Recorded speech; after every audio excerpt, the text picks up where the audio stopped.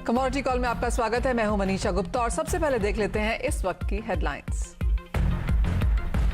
खाने के तेलों में जोरदार तेजी। एनसीडीएक्स पर सरसों ऑल टाइम हाइस पर पहुंचा। सोयाबीन में करीबन 9 महीने की ऊंचाई पर कारोबार। कॉटन में भी तेजी बरकरार। एमसीएक्स कॉटन में 19,900 के ऊपर कारोबार। मिलों से अच्छी मांग और चीन से मजबूत डिमांड से सपोर्ट। सोने में दायरे में कारोबार, लेकिन चांदी में निचले स्तरों से शानदार रिकवरी। एमसीएक्स पर सोना 50,700 के ऊपर, वहीं चांदी में 350 रुपए की मजबूती। बेस मेटल्स में तेजी के साथ कारोबार। लेड और निकल में 1% से ज्यादा की तेजी। जिंक और कॉपर में भी खरीदारी। डॉलर में कमजोरी से मिला सपोर्ट। कच्चे तेल में निचले स्तरों से शानदार खरीदारी। ब्रेंट और एमसीएक्स क्रूड में 0.5% की बढ़त। नायमेक्स क्रूड भी चढ़ा।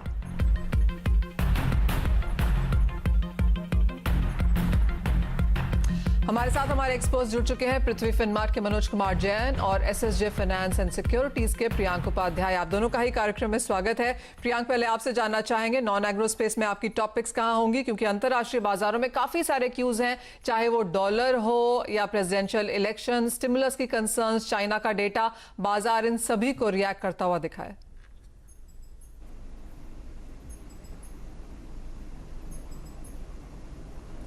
प्रियांक, आपकी टॉपिक्स कहां रहेंगी आज के कारोबार के लिए? हेलो जी प्रियांक, आपकी आवाज हमें आ रही है। आपकी टॉपिक्स कहां रहेंगी? Good evening Manisha ji. आज हमारी पिक बुलियंस में रहेगी। हमने देखा है कि नीचे के लेवल से एक अच्छा सपोर्ट बनता हुआ दिख रहा है। अराउंड 61,000 60,500 ऑन सिल्वर्स एक सपोर्ट का काम कर रहा है। प्लस जिस तरह से डॉलर इंडेक्स में भी हमने लास्ट फ्यू ट्रेडिंग सेशन से एक अपर एंड पे रेजिस्टेंस लेता हुआ दिखा है। एक डाउन साइड ट्रेजेक्टरी में डॉलर इंडेक्स ट्रेड होना चाहिए इन नियर टर्म, तो उसी का एक सीधा फायदा बुलियंस को मिलना चाहिए। और सिल्वर में हमारी बाई की रणनीति रहेगी अराउंड 62,000 के आसपास। 61,000 के स्टॉप लॉस रहेंगे एंड 63,500 के टारगेट्स रहेंगे। दूसरी तरफ बेस मेटल्स में हमने देखा है कि एक मार्केट हायर लेवल्स पे अच्छी तरह से कंसोलिडेट हो रहा है एंड डॉलर इंडेक्स जिस तरह से नेगेटिव टेरिटरी में ट्रेड कर रहा है, तो उसी का एक पॉजिटिव इम्पैक्ट बेस मेटल्स को भी मिल रहा है। तो कॉपर मुझे लगता है कि एक आउट परफॉर्मेंस दिख सकता है among the base metal complex. तो कॉपर पे बाय की रणनीति रहेगी अराउंड 530 के आसपास। 525 स्टॉप लॉस रहेगा एंड 538 शॉर्ट टर्म टारगेट्स रहेंगे। तेजी के कारोबार यहां पर नॉन एग्रो स्पेस में चांदी और कॉपर में खरीदारी की राय है। मनोज, आपकी नजर कहां रहेगी एग्रीकल्चर कमोडिटीज में, क्योंकि यहां पर शानदार रिकवरी हमने हफ्ते दर हफ्ते अब पिछले 1-1.5 महीने से आती हुई देखी है। बिल्कुल, नमस्कार मनीषा जी। खरीदारी की पिक रहेगी और यहाँ पे पल्सेस और रिडीबल ऑयल कॉम्प्लेक्स से दोनों पिक रहेगी। पहली चना वायदा में नवंबर में 5,400 के स्तरों के ऊपर खरीदारी करना चाहिए। 5,340 का स्टॉप लॉस लगा है। लक्ष्य होंगे 5,550 के। दूसरा एमसीएक्स सीपीओ अक्टूबर वायदा में खरीदारी करें 784 के स्तरों पर। 778 का एक स्टॉप लॉस लगा है। लक्ष्य होगा 795। खरीदारी की राय यहां पर भी है। स्पेशली खाने के तेलों पर नजर रखनी होगी, क्योंकि multi month highs and all time highs यहां पर बनते हुए हमने देखे हैं और त्योहारों पर खाने के तेलों में जोरदार तेजी लगातार है। जैसे मैंने आपसे कहा, एनसीडीएक्स पर सरसों ऑल टाइम हाइज पर कारोबार कर रहा है। वहीं सोयाबीन में करीबन 9 महीने की ऊंचाई पर हमने ट्रेड्स बनते हुए देखे हैं। ऐसे में सरसों सोयाबीन पर आपको क्या नजरिया रखना चाहिए, यहां से आगे क्या क्यूज वॉच करने हैं और अंतरराष्ट्रीय बाजारों से किस तरह के फंडामेंटल्स हैं, इस पर बात करने के लिए हमारे साथ विजय सॉल्वेक्स के विजय डाटा और सोपा के डीएन पाठक जुड़े हैं। आप दोनों का ही कार्यक्रम में स्वागत है। और आधे से 2% की तेजी आज भी यहां पर क्रॉस बोर्ड खाने के तेलों में देखने को मिली है। विजय जी, पहले आपसे जानना चाहेंगे, जो सरसों में ऑल टाइम हाइज हमने बनते हुए देखे हैं, आप कैसे देखते हैं इन भावों को? क्या ये यहां पर टिकने वाले हैं या आपको लगता है कि फंडामेंटल्स अब ऑलरेडी यहां पर इन द प्राइस हैं? देखिए मनीषा जी, इस साल एबनॉर्मल तेजी सरसों में आने का मुख्य कारण रहा है कोरोना की वजह से घर में तेलों की खपत बढ़ी है, बाजार में तेलों की खपत घटी है घर के बाहर, और घर में इसको इम्यूनिटी बूस्टर के रूप में सरसों को रिकॉग्निशन मिला है और इसकी वजह से इसकी खपत ऑल टाइम हाई रही है। अभी 8 महीने नई फसल को नहीं हुए हैं और ऑलरेडी इतनी क्रशिंग हो गई है जितनी पहले कभी नहीं होती थी। और इसलिए सरसों के फंडामेंटल्स अभी भी मजबूत हैं। तो आपको लगता है विजय जी कि यहाँ से और भी बढ़त देखने को मिल पाएगी? किस तरह की मांग फिलहाल यहाँ पर बाजारों से निकल के आ रही है? देखिए, ऐसा है कि इस साल एक तो अभी भी अक्टूबर के महीने में, सितंबर के महीने में बारिश कम हुई है सरसों की सोइंग बेल्ट में, और अभी टेम्परेचर हाई थे। अभी 2-3 रोज से ही वेदर थोड़ा सा फेवरेबल हुआ है, सोइंग शुरू हुई है, लेकिन ऑलरेडी थोड़ा सा लेट है और फसल नई आने में लगभग 4 महीने लग जाएंगे। 4 महीने के लिए बैलेंस शीट सरसों की बहुत टाइट है, स्टॉक्स बहुत कम रह गए हैं जी। इसलिए अभी भी इसमें भाव में करीब 200-250 रुपए की तेजी की संभावना है।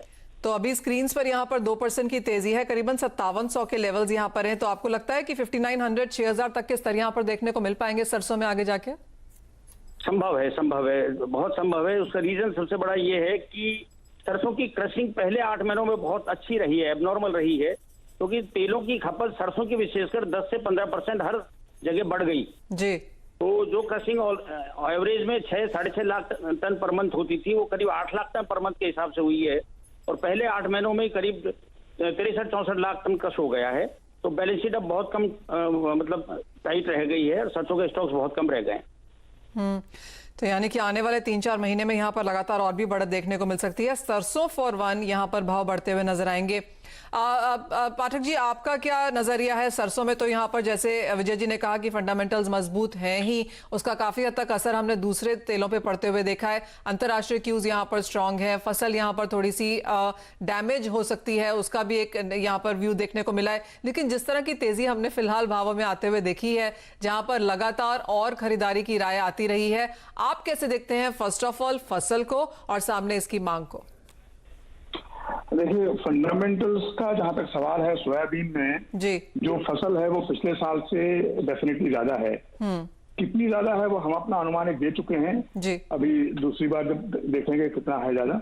और मुझे डिमांड में, जैसे इस साल में 8 लाख टन तेल उसका सोयाबीन मील का एक्सपोर्ट हुआ है।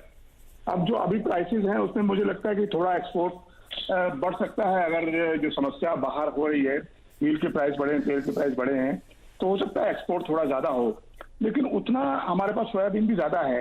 ये जो तेजी अभी पिछले दिनों में आई है बहुत ज्यादा एकदम, ये एक तो सेंटीमेंट्स की बेस पे आई है, दूसरा इस वजह से हम पहले भी कह चुके हैं कि स्पेकुलेशन अभी बहुत हो रहा है। अभी हम रोज खबर पढ़ते हुए 45 हो जाएगा, फिर 4900 हो जाएगा। हम क्या किसानों से भी टच में रहते हैं। अब किसान ये होल्ड करके बैठा है मटीरियल कि अगर 49 होगा तब मैं बेचूंगा। और सोयाबीन के किसान थोड़े पैसे वाले हैं, ऐसा नहीं कि वो बिल्कुल ही एकदम छोटे छोटे हैं, थोड़े बड़े बड़े भी हैं। लास्ट ईयर भी यही हुआ था। लास्ट ईयर प्राइस 44, 45, 4600 तक हो गई थी, और ये स्पेकुलेशन पे और जो स्टॉकिस्ट हैं उनकी वजह से हुई। बाद में प्राइस से नीचे आई और किसान जो माल लेके बैठे रहे उनको उसका खमियाजा उठाना पड़ा बाद में। वो सोचते रहे कि और बढ़ेगा और बढ़ेगा। और इस साल में मुझे लगता है कि ये जो तेजी है ये सस्टेनेबल इस वक्त मुझे नहीं लगती है। तो पाठक जी, अगर आप कह रहे हैं कि तेजी सस्टेनेबल नहीं है और कुछ स्पेक्युलेटिव भी है, तो क्या आप लोगों की किसानों से बात होती है कि आप उन्हें ये राय दे रहे हैं कि इन स्तरों पर निकल जाना चाहिए, माल बेच देना चाहिए? क्या इस तरह की बातचीत किसानों के साथ होती है? देखिए, हम किसान को इस तरह की राय कभी नहीं देते कि आप कब निकलिए कब नहीं निकलिए। किसान को इतना पैसा मिले हमको तो अच्छा लगता है, लेकिन ये जो अभी जो तेजी हो रही है, आप बात मान के चलिए, इसमें सटोरिये स्टॉकिस्ट बहुत सारे यहाँ पे, तो जिसको कुछ नहीं मालूम सोयाबीन के बारे में, एक आड़तिया जो है वो भी कोई 1 ट्रक खरीद रहा है, कोई 10 ट्रक खरीद रहा है। सब लोग इकट्ठा करके इसको रख रहे हैं कि अभी भाव और बढ़ेगा तब बेचेंगे। तो किसान भी उसके साथ में है, वो भी समझता है कि शायद मुझे थोड़ा पैसा और मिलेगा। अभी किसान माल लेके आ रहा है, लेकिन बहुत कम लेके आ रहा है, इस उम्मीद में कम लेके आ रहा है कि चलिए मुझे 300 रुपये और मिल जाएगा, 400 रुपये और मिल जाएगा। लेकिन ये माल अभी निकलेगा, क्योंकि मटेरियल तो है, कहीं जाने वाला तो है नहीं। Ultimately it has to be crushed also, तो अल्टीमेटली आएगा सोया प्रोसेसर के पास ही। तो फंडामेंटल ही मुझे लगता है। अच्छा, दूसरे अगर जैसे ब्राजील और अर्जेंटीना में थोड़ी प्रॉब्लम थी, उनका वेदर थोड़ा खराब है, जिसकी वजह से इंटरनेशनल भाव बढ़े हैं। अगर उनके वेदर अभी थोड़ा मान लीजिए ठीक हो जाए, तो एकदम अगर उनकी फिर से खबर आई कि 5-10 मिलियन टन क्रॉप उनकी बेहतर रहेगी, जो भी नुकसान है वो नहीं होगा, तो फिर क्या होगा? तो फिर बाजार इतनी बुरी तरह गिरेगा एकदम। ये स्टॉकिस्ट को क्या होगा मुझे नहीं मालूम, लेकिन किसान का क्या होगा इसकी मुझे चिंता जरूर है। जो किसान हमसे जुड़े हुए हैं, जैसे हम सीड प्रोडक्शन प्रोग्राम करते हैं, हम उनको ये समझाते हैं कि भाई स्पेकुलेशन के ऊपर मत जाइए, फंडामेंटल्स के ऊपर जाइए। फिर हम तो फिर बोनस भी देते हैं किसानों को, वो अलग बात है कि हम किसानों से खरीदते सीड। लेकिन ये जो भाव है ये मुझे लगता है स्पेकुलेशन ड्रिवन है, और इसमें कोई फंडामेंटल तेजी नहीं है। जैसे विजय जी ने बताया, सरसों में definitely there is a huge demand, pent up demand और सरसों का तेल इम्यूनिटी के लिए जाने लगा, तो उसमें वो रियल है, फंडामेंटल है जी। सोयाबीन में मुझे कोई फंडामेंटल दिखता नहीं है। जी हाँ, काफी ज्यादा भावों में यहाँ पर बढ़त देखने को मिली है। और विजय जी, सरसों की जैसे हम बात कर रहे थे और जैसे पाठक जी ने भी कहा कि वहां तो फंडामेंटल स्ट्रांग भी है। जो दूसरी खबर बाजार में द रीजन आज हमने इतनी ज्यादा तेजी आते हुए देखी वो इसलिए भी था क्योंकि नेफेड ने यहाँ पर बिकवाली कुछ समय के लिए सस्पेंड की है। उस खबर को आप कैसे देखते हैं? देखिए, नाफेड ने एक डिसीजन लिया था कि हम कुछ सरसों रिजर्व में रखेंगे और फेस्टिवल सीजन में निकालेंगे। अब वो दिवाली के आसपास निकालते हैं या कब निकालते हैं ये उनको डिसीजन लेना है, लेकिन कुछ रिजर्व सरसों को रोक के बैठ गए हैं। वो बहुत ज्यादा नहीं बचा है इनके पास। टोटल जो सरसों थी पिछले साल के मिलाकर के इनके पास 14-15 लाख टन थी, उसमें से हार्डली 25-30% सरसों इनके पास बची है। बाकी सारी इन्होंने पिछले 3 महीने में बेच दी है। तो अभी इनके पास बहुत ज्यादा स्टॉक्स नहीं रह गए। टेम्परेरी आज एकदम जो जंप आया है वो निश्चित रूप से इनकी सेल रोकने से आया है। अदरवाइज इतनी तेजी से आज रीजन नहीं था कोई भी तेजी का। ये धीरे धीरे ही सरसों को बढ़ना है। अगर 200-300 भी बढ़ने हैं तो कोई एक दिन में बढ़ने के लिए नहीं है, धीरे धीरे करके ही बढ़ने चाहिए थे। और अभी तो लोग बाग देखिए सोइंग भी होगी, सोइंग को फसल को देखना भी चाहेंगे, किसान भी अपने उसी हिसाब से सरसों को बाजार में लाएगा। सोइंग किस तरीके से पिकअप होती है, इतने अच्छे भाव में सोइंग बहुत अच्छी एबनॉर्मल होनी चाहिए। हम उम्मीद कर रहे हैं 15-20% सोइंग बढ़नी चाहिए लास्ट ईयर से। किसान फसल देखेगा, उसके हिसाब से भी फंडामेंटल्स बनेंगे आगे चल के। एब्सोल्युटली। विजय जी, पाठक जी, बहुत शुक्रिया हमारे साथ जुड़ने के लिए और वो पूरा एडिबल ऑयल इंडस्ट्री हमें समझाने के लिए। तो क्लियरली फंडामेंटल्स यहाँ पर स्ट्रांग है, लेकिन जो तेजी है वो शायद फंडामेंटल्स को आउटरन फिलहाल करती हुई नजर आई है। और कितना सस्टेनेबल रहेगा ये रन अप, ये काफी हद तक क्यूज पर डिपेंड करेगा। मनोज, आप कैसे देखते हैं? इंडस्ट्री तो काफी क्लियर है कि फंडामेंटल स्ट्रांग है, भाव शायद ना रुक पाए, लेकिन आपको क्या लगता है भाव यहाँ से कहाँ मूव करेंगे बहुत ही नियर टर्म के लिए?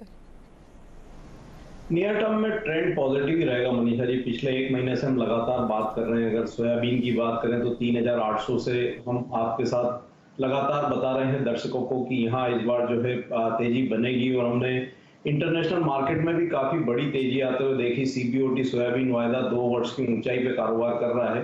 बुर्सा मलेशिया में भी तेजी देखने को मिली, तो ओवरऑल ट्रेंड पॉजिटिव था। उसके बाद USDA का जो अक्टूबर मंथ का रिपोर्ट आया था, तो वहां भी जो है USDA ने डाउनवर्ड जो है रिवाइज किए थे ग्लोबल उत्पादन के अनुमान को।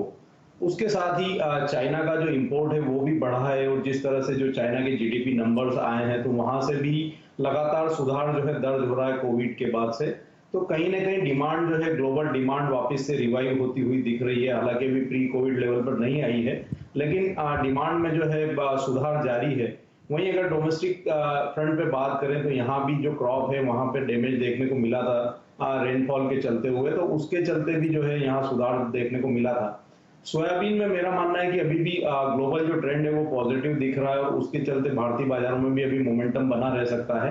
शॉर्ट टर्म में सोयाबीन की कीमतें एक बार 4400 तक के स्तर दिखा सकती है, तो थोड़ा डिप मिलता है 4250 तक तो खरीदारी करना चाहिए। 4180 का स्टॉप लॉस रख के 4400 तक के लक्ष्य देखने को मिल सकते हैं।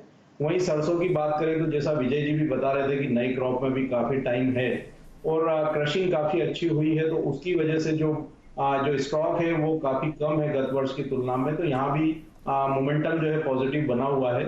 5650 के आसपास अगर कीमतें मिलती है तो खरीदारी की जा सकती है। 5580 का स्टॉप लॉस लगा है। 5800 तक के लक्ष्य यहाँ भी देखने को मिल सकते हैं। यानी कि खरीदारी की साइड में ही यहाँ पर फिलहाल बने रहे। सभी फंडामेंटल्स यहाँ पर सपोर्टिव है, मोमेंटम ऊपर की तरफ है, बाजार में मांग भी है, फेस्टिवल सामने है, अंतर्राष्ट्रीय क्यू स्ट्रांग है। तो जैसे एक्सपर्ट्स की राय है फिलहाल यहाँ पर बेचकर कारोबार नहीं करना है। लेकिन इसी के साथ लेंगे एक ब्रेक, आगे लेकर आएंगे दर्शकों के सवाल। कमोडिटी कॉल में आपका स्वागत है और अब वो समय है जब अपने दर्शकों को हम अपने शो में शामिल करते हैं, लेते हैं उनके सवाल। और सबसे पहले हमारे साथ DS राव विजयवाड़ा से फोन लाइन पर हैं। मिस्टर राव नमस्कार, क्या है आपका सवाल? सिल्वर 61,000 में बाय किया 5 लाख। 61,000 या हाँ वो कब तक हम वो टारगेट रखना चाहता हूँ। मिस्टर राव आप कब तक होल्ड कर सकते हैं और क्या टारगेट होल्ड करके टारगेट क्या लगाना है? ओके 61,000 चांदी में 5 लॉट्स में खरीदारी करी है मिस्टर राव ने। प्रियांक इनके लिए क्या राय है, क्योंकि पिछले 1-2 दिन में यहाँ पर हमने बढ़त आते हुए देखी है। 62,300 तक के लेवल्स फिलहाल यहाँ पर है। आगे कितने क्या टारगेट्स यहाँ पर देखने को मिलते हैं? मिस्टर राव कब तक इसे होल्ड करें? देखिए ऑलरेडी वो almost 1200 points in the money चल रहे हैं, तो मैं ये सजेस्ट करूंगा कि अपना स्टॉप लॉस जो है वो कॉस्ट पे रख दे 61,000 पे, ताकि उनको नुकसान ना हो इस ट्रेड पे। एंड बाकी टारगेट्स की अगर मैं बात करूं तो 63,000 से लेकर 63,500 ये रेंज रहेगी जहां पे वो अपना प्रॉफिट बुक कर सकते हैं। चलिए मिस्टर राव, आपके पास 5 लॉट्स हैं, आप ऑलरेडी मुनाफे में इन द मनी यहां पर हैं और यहां से भी 1,000-1,200 रुपए की तेजी देखने को मिल सकती है, तो आप उस मुनाफे के लिए फिलहाल अपनी पोजीशंस होल्ड करें। ये तो बात हुई चांदी की, जहां पर आज बढ़त देखने को मिली है, लेकिन इसी के साथ एक और कॉल भी लेते हैं। हमारे साथ रोहित व्यास अजमेर से फोन लाइन पर हैं। रोहित नमस्कार, क्या है आपका सवाल? जी मैम, ये पूछ रहा था मैं कि गवार में कब तक तेजी आ सकती है और अधिकतम कितने रुपए तक की तेजी भविष्य में देखने को मिल सकती है? रोहित, आपने कोई कारोबार किया हुआ है? हाजिर में माल पड़ा है? कैसे हैं आप इस ट्रेड में? आपने मतलब गवार हुआ है कुएं पे 2 क्विंटल के आसपास, इसलिए मैं पूछ रहा था। आपके पास रोहित हाजिर में माल पड़ा हुआ है? जी ओके, रोहित के पास गुआर सीड यहाँ पर 100 क्विंटल के आसपास है। आगे किस तरह के भाव रह सकते हैं? मनोज, क्या करना चाहिए रोहित जी को? आगे जाके किस तरह की रेंज देखते हैं आप? एक दायरे का ट्रेड देखने को मिल रहा है। हमने 4,000 से 4,250 के रेंजेस में पिछले काफी समय से गुआर को ट्रेड होते हुए देखा है। तो मेरा मानना है कि जब तक ये दायरे से बाहर नहीं निकलेगा, बड़ी तेजी की उम्मीद नहीं करना चाहिए। 4,250 यहाँ पे स्ट्रॉन्ग रेजिस्टेंस बने हुए हैं, तो जब तक ये स्तर पार नहीं होते हैं, बड़ी तेजी की गुंजाइश नहीं है। मेरा मानना है कि 4250 के आसपास अगर स्तर मिलते हैं तो वहाँ एक बार लॉन्ग पोजीशन से जो है एग्जिट कर सकते हैं। अगर उसके ऊपर भाव सस्टेन हो गए तो ही फिर यहाँ तेजी जो है बनती हुई दिखेगी।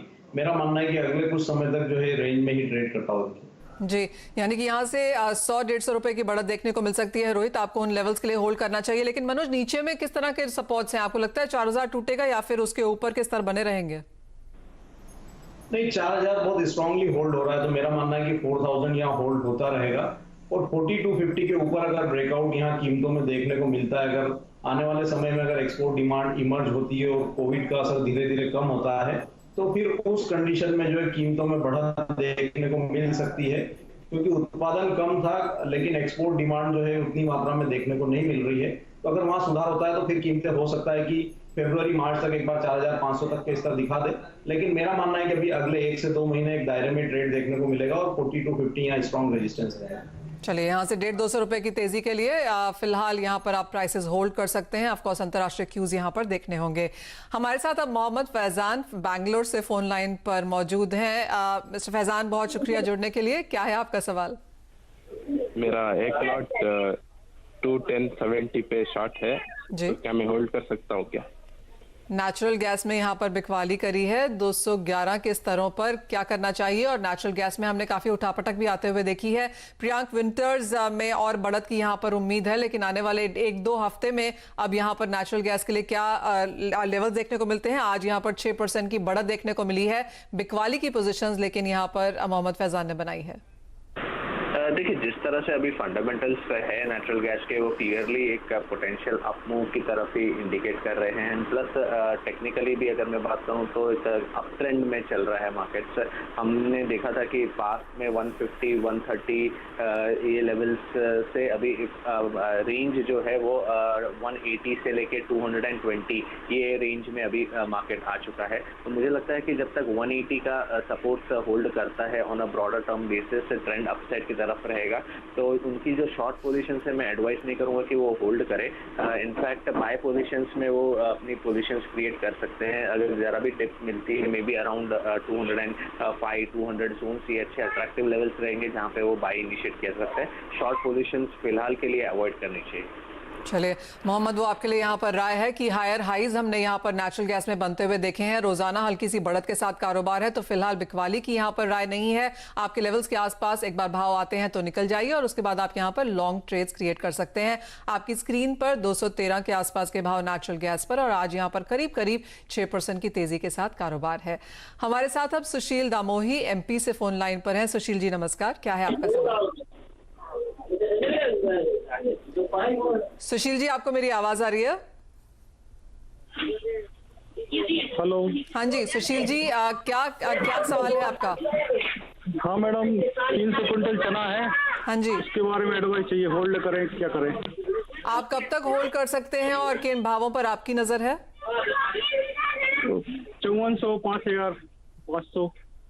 ओके सुशील जी किसान हैं, 300 क्विंटल चना इनके पास पड़ा हुआ है। मनोज जी क्या राय देंगे? होल्ड करें क्योंकि पिछले काफी दिनों में हमने अच्छी खासी बढ़त देखी है। अब ऑफ कोर्स हल्का सा दायरे का कारोबार है, लेकिन त्योहारी मांग के चलते क्या कुछ सपोर्ट आ सकता है? बिल्कुल, हमने देखा है कि निचले स्तरों से फिर कमोडिटी ने एक बार सपोर्ट्स लिए हैं और अभी भी 5350 के सपोर्ट के ऊपर ही चना ट्रेड हो रहा है। मेरा मानना है कि शॉर्ट टर्म में कीमतें फिर एक बार 5600 तक के स्तर दिखा सकती है, तो अगले 1 से 2 महीने के लिए होल्ड कर सकते हैं। अभी नए क्रॉप के अराइवल में भी काफी समय है और आगे फेस्टिव डिमांड भी रहेगी, तो उस लिहाज से वर्तमान स्तरों से 150 से 200 रुपए की तेजी को यहाँ देखने को मिल सकती है। 5600 के आसपास जब एनसीडीएक्स वायदा ट्रेड करता है तो उस कंडीशन में ये अपनी फिजिकल पोजीशन से एग्जिट ले सकते हैं। सुशील जी 200 रुपए के लिए और तेजी के लिए आप फिलहाल यहाँ पर रुकिए और उसके बाद अपना मुनाफा घर लेके जाइए। तो ये तो बात हुई यहाँ पर चने पे, लेकिन इसी के साथ इस कार्यक्रम में इतना ही समय है। मनोज, प्रियांक, बहुत शुक्रिया हमारे साथ जुड़ने के लिए और उन सभी दर्शकों को स्ट्रैटेजीज बनाने में मदद करने के लिए। मुझे भी दीजिए इजाजत, आप देखते रहिए CNBC आवाज।